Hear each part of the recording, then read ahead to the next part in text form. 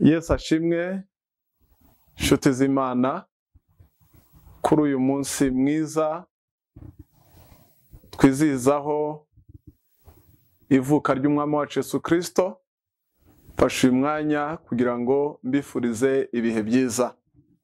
Nifuje rero kubasangiza ijambo rigufi dusanga mu gitabo cy'Abagalatiya igice cya 4 umurongo wa 4 n'uwa 5, aho ijambo ry'Imana ritubwira neza ngo maze mu gihe gikwiriye gisohoye, Imana yohereza umwana wayo wabyawe n'umugore kandi wavutse atwarwa n'amategeko ngo acungure abatwarwa nayo, biduheshe guhinduka abana b'Imana. Ndagira ngo nkubwire kuri uyu munsi mwiza hari icyo tugomba kuzirikana, ni urukundo rw'Imana. Uru rukundo rw'Imana rwatumye Yesu amanuka akava mu ijuru akaza mu nda y'umugore, akavuka akabaho nk'umuntu kandi ari Imana. Kwari ukugira ngo nge nawe duhinduke abana b'Imana. Ijambo ry'Imana ritubwira neza muri Yohana 3 umurongo wa 13 ngo kuko Imana yakunze abari mu isi byatumye itanga umwana wayo w'ikinege kugira ngo umwizera wese atarimbuka ahubwo ahabwe ubugingo buhoraho. Yesu yaje kutuzanira ubugingo, yaraje ngo aducire cyangwa tubere ikiraro kiduhuza n'ubwami. Niyo mpamvu Yohana atangira kubwiriza avugaga iby'ubwami bw'Imana. Kuri uyu munsi wa none ndimo ndagusengera kugira ngo uyu mwami yongere avukire mu buzima bwawe, ube muzima, ibyari bipfuye bibeho, kuko yaraje ngo tubone ubugingo, twebwe abari bapfuye, twebwe abari badafite amasezerano. Ijambo ry'Imana rirambwira muri Yohana 1:12 ngo icyakora abamwemeye bakizera izina rye yabahaye ububasha bwo kwitwa abana b'Imana. Imana irashaka kuba umwana wayo. Ntabwo Noheri ari ukurya no kunywa.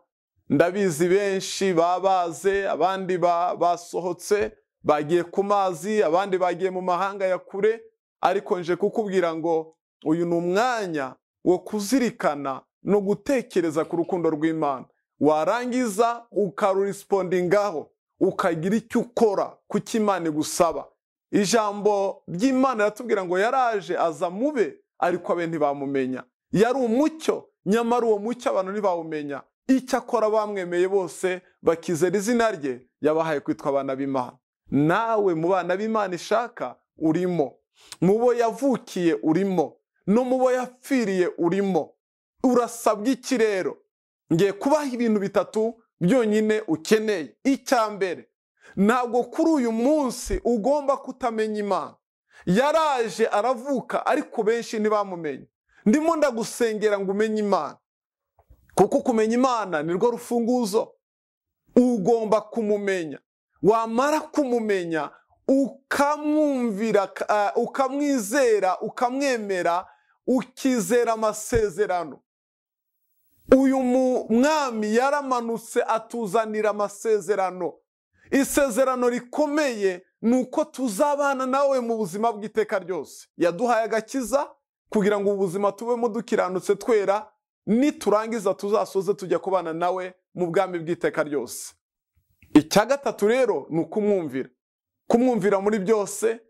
Kumwumvira bivuga ngo hari ibyo twigoma, hari ibyo tureka, hari ibyo dukubita hasi kugira ngo tubashe kumunezeza, tuzabane nawe mu buzima bw'iteka ryose. Rero kuri uyu munsi numvise ko ngomba kukwifuriza Noheri nziza ndetse n'umwaka mushya muhire. Abadukurikiranye mwese Imana ibaha umugisha.